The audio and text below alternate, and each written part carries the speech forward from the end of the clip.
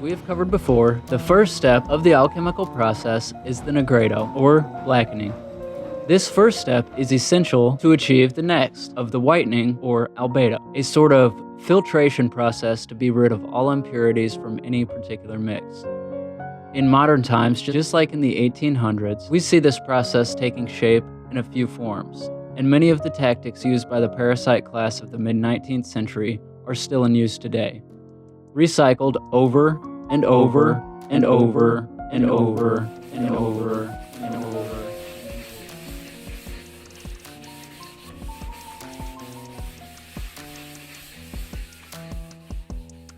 After the Astor Place riot, the outcry from the public was so massive, a gathering of 20 to 30,000 men and women were corralled into one spot of Manhattan to be told sweet nothings by Big Daddy government and the Irish mob.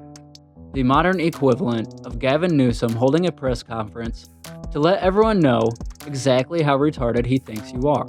All of our local law enforcement agencies that work hand in glove.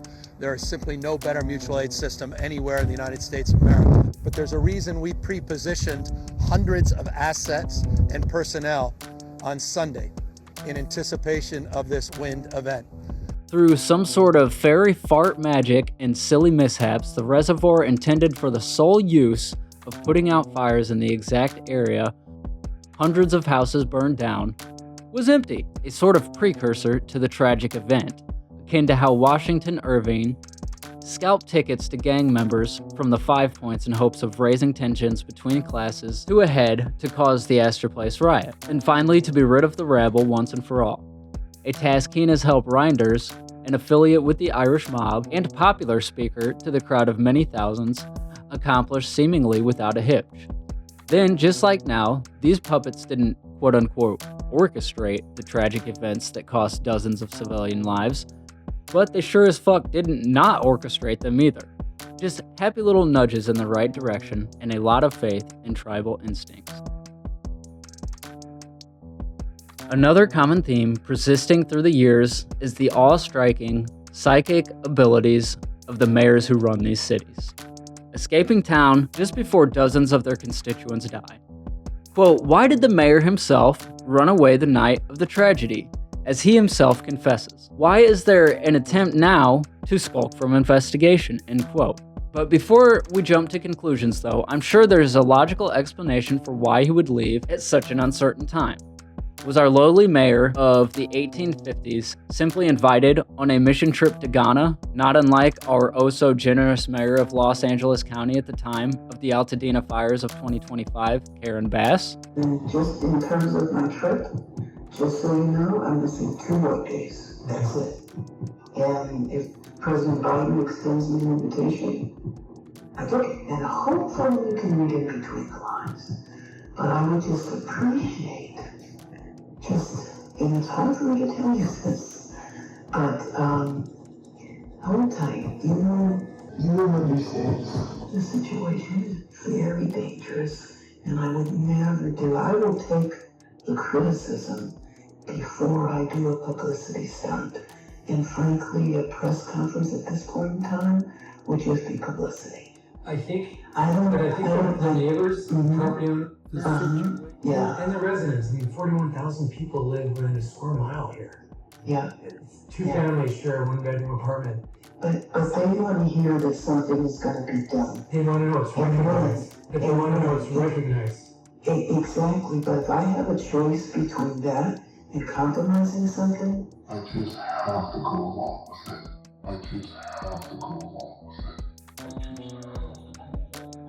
Obviously, neither of them would leave town with the intention of simply abandoning post to wash their hands of all responsibilities and push forward whatever agenda may lie in the wake of events. That sounds like a conspiracy theory.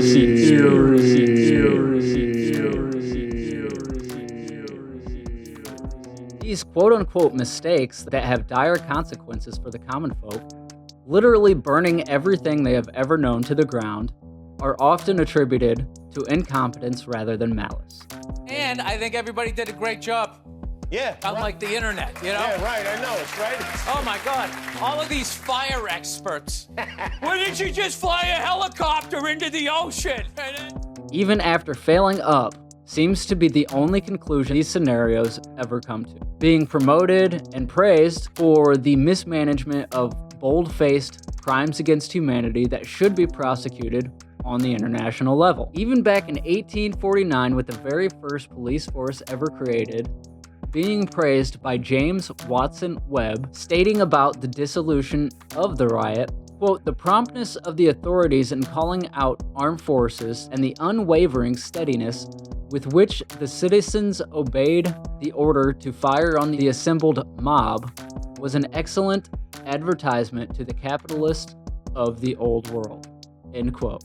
Keep in mind, at least 22 civilian men were shot in the streets in cold blood before this statement was made. Not only were they mercilessly gunned down in the streets, but they received only one volley of blank bullets before being fired upon. Even in the futile systems in Europe of that day, soldiers would be heavily reprimanded for not giving 3 very clear warning shots before taking the lives of even the worst ruffians. Downwards towards despotism, the elevator goes. Quote, Los Angeles County officials considered a new land use plan, one that would control building decisions for Altadena and the surrounding area for decades to come. Building regulation decisions generally fall on local elected officials who have to balance their constituents' concerns about land use with the reality of a national housing shortage and growing threat of extreme weather. As a result, few communities around the country have adopted strict development limits to reduce the risk of disasters. Now, as it picks up the pieces after the fire, Altadena will follow those new development rules as it rebuilds. Altadena had already been trying to plan for wildfires. Boosting housing is one big focus. The county needs to add more than 90,000 housing units, part of state requirements. Plan rezones land to allow for higher density of buildings and apartments along Altadena's central corridor, where there's already access to transportation and service, end quote. And in my opinion, that's what all this theater and nonsense is really all about. These common parasites are what I like to refer to as narrative placement characters, or NPCs, have one goal in mind when committing these crimes that neutralize you and your neighbor: land, the most valuable commodity that the wretched beings inhabiting this topographical stationary plane can't fake or make any more. As in the case of the Altadena fire, you could say the Astor Place Opera House was quote-unquote rezoned by the riot. Common rabble and dirt either burned to dust or swept away in the blood and brick, removed, never to return again. Albedo, changing Art Street to Astor Place, a place of art to a place of commerce, through fire and brimstone. The original location for the library was to be the very corner of the crossroads at Lafayette Place and Art Street, or the aforementioned Astor Place. John Jacob Astor, having so much wealth, in fact being the 5th wealthiest man in the world at the time of his death, only behind the likes of Baron Rothschild, Louis Philippe, the Duke of Devonshire, and Sir Robert Peel, would have 8 codicil to his final will and testament, leaving plenty of wealth to his family, the largest amount to his eldest son, William Backhouse Astor. William also being the sole inheritor of his lesser-known uncle, Henry Astor, or Ashdor I, after his father's passing, would become the wealthiest man in America, and the first one to carry on the legacy of John's fur trading fortune, the American Fur Company. Though unlike most rich kids and children of finos or philanthropists in name only, William took heed to his father's advice, though leaving behind fur trading and instead focusing on real estate, another trade he learned from his father, whom in 1810 attempted to establish his own city in Oregon named Astoria. William, at the time, owned as many as 720 houses, mostly situated at the south end of Central Park, meaning at the time he owned them, they were probably the most valuable real estate on Manhattan Island. The same James Watson Webb, who praised the municipal police, also of the Morning Courier, was one of the men who helped make the announcement that our biggest fino, John Jacob Astor, would be starting a public library.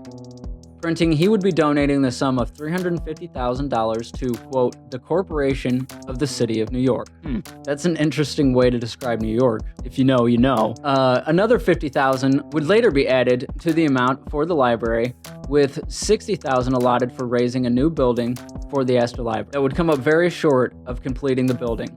William Astor would later donate an even larger amount than his father did to finish the project. The new location, chosen in Codicil 5 of Astor's will, would move the building only 65 feet front and 125 feet depth on the south of Astor Place, still within reach of the sweet, sweet blood sacrifice energy laid down by the riot, only 125 short feet away.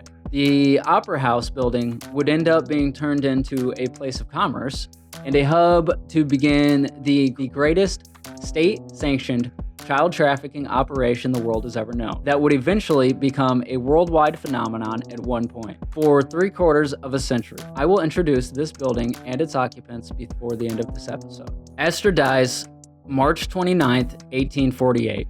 His will being admitted to probate April 3rd, being accepted the 9th. The first meeting of the trustees was then called by William Backhouse Astor at his residence at 528 Broadway on May 20th, 1848. The antagonist from a previous episode of All Aboard and the Astor Place riot, the British actor William Charles Macready and American actor Edwin Forrest during this time, gently started stirring the pot. Quote, Macready and Forrest each toured each other's countries twice before the riot broke out. End quote. I can't say exactly when these tours would begin and end, but I imagine it would take a year or more for actors to fulfill 2 tours in each other's countries, losing favorability of the counterpart's fan base with each pass. Until finally, on May 7, 1849, a gang of Edwin Forrest supporters showed their love and admiration for the American hero with projectile rotten eggs, potatoes, apples, and the like, accompanied by groans of shame, shame, and down with the codfish aristocracy, all aimed at the British rival Macready. This incident having a great impact on Macready, he planned to leave the country and call his tour early, but thank the lucky stars, our 48 prominent citizens of New York came to the rescue with an article in the newspapers begging for his return to the theater on May 10, 1849, the night of Negredo, which once again sets the media ablaze, calling for the immediate cease and desist of the theater, a, quote, quite sensible movement. Nothing can obliterate those stains of blood. Nothing can banish those sad associations which have given the building so much disagreeable notoriety, end quote. You know, we should just rezone the building. Just use it for a different purpose to attract different people. Many papers, including the originator, our friends of the New York Herald, falsely claiming the building is to be used for the late John Jacob Astor's library. This claim being directly refuted by the fact the final place chosen in the aforementioned Codicil 5 was arranged by Astor and the trustees on March 3, 1841, 8 years before the riot. Though blatantly false, this would have been a logical conclusion to come to, especially considering not even 1 month after the riot, it was announced widely in the print media that the trustees of the Astor Library had purchased the Opera House. This particular article being printed June 8, 1849, and it was widely reported in the print media at the time, colloquially known Massacre Place was being renovated for the purposes of filling it with books, whether it be for the Astor Library or someone else. For a quote-unquote philanthropist, John Jacob Astor's charitable contributions are seemingly lacking of effort. Quote, his benevolence did not extend far, and in proportion to his means, we never had a wealthy citizen who did less in his lifetime to promote charitable, religious, or benevolent objects, end quote. Given the reputation these men of money had during the mid-1800s, I can't imagine that Astor was the only one from his social circles to be lacking in substantial and legitimate philanthropic works. Cogswell, Samuel Ward, and Astor, the three men solely responsible for establishing the library, were also all Freemasons, a supposed benevolent society known for its quote-unquote philanthropic work. Does this mean anything on its own? Of course not, but all of these things do seem to become engaging when your library has been cited at least twice that I have found in association with books and events attempting to transcribe a new history for the world we now live in. History is a set of fables agreed upon. Building finally opened January 9th, 1854, and the hours were to be fixed at 10 a.m. to 5 p.m. The doors were open, though books were not available to read until February 1st, and no books were to be taken from the library for any purpose, a policy scrutinized for its apparent unavailability to the working class. By opening day, Joseph Cogswell had managed to pack the library with between 80 and 90,000 books, said to have expended the trustees around $100,000. Being the trustee of the Astor Library by the grantor of the trustee himself, John Jacob Astor, with the responsibility of continuing to stock the library, he would work tirelessly to accomplish his task. By the time it was all said and done, the library would undergo 2 expansions to the building to make room for more books. Quote, there were few scholars or investigators in the later half of the 19th century who had not at some time used its collection, end quote. Until 1895, the Astor Library would be in the public spotlight. As always, more for the upper tens than the general public, who were the supposed beneficiaries of the Astor Library Trust. Quote, the Astor Library suffered from its name, end quote, and would be the ultimate demise of the place and would eventually be absorbed into the New York Public Library for lack of public support. Quote, the public, though free to criticize, was reluctant to contribute towards its support and was left to the Astors. So what did happen to the Opera House? Well, as I've mentioned before, it was turned into a place of commerce, and purely commerce. Plays ran for close to another year, and this is where the newspaper records get a little bit fuzzy. Some say plays were still going on, and some say that construction started on the building already, overlapping in dates and not making a lot of sense. As far as I can tell, the building was finally sold to the New York Mercantile Library Association around June of 1853, purchasing the furniture along with the building, and by late 1854, patrons were storming the building, ready to discover what lay within its depths. Of course, not anyone with a job, though, as the library's hours were even more restrictive than the Astor Libraries, and it was a membership-only library for a long time, including the time it occupied the Astor Place Opera House, that the association would rename to Clinton Hall, an interesting name I have never found an explanation for. This association chose to fill their new building with some even more interesting quote-unquote societies of the time, such as the American Bible Society, the American Board of Commissioners for Foreign Missions, the American Home Missionary Society,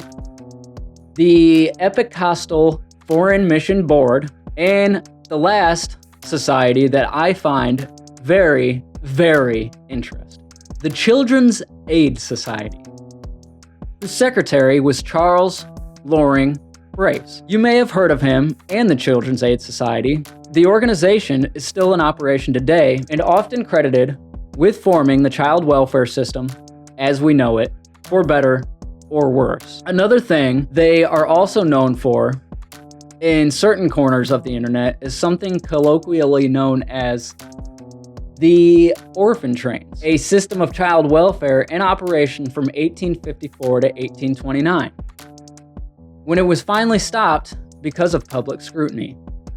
During those 70 years, this one organization alone accomplished to traffic an estimated 250,000 children from the American East to the American Midwest, mostly funded by the NPC class and the United States government.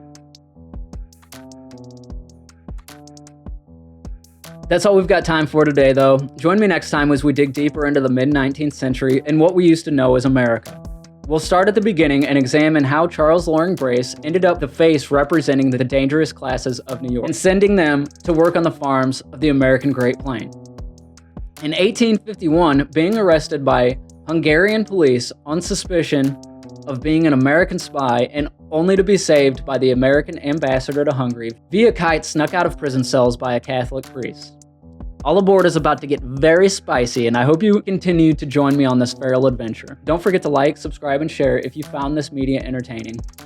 I appreciate all your support, and never forget, seek truth and honor the Creator above all, and let that be the whole of the law.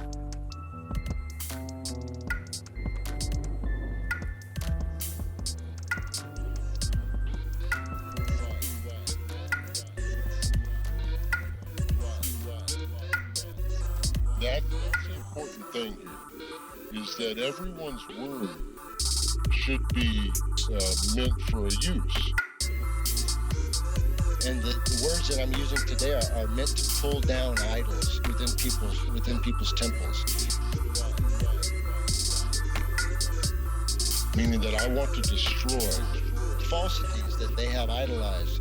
for their entire life. And just pull those out and sweep them clean. And before that temple, And get reinfested with a new lie. Give it true life.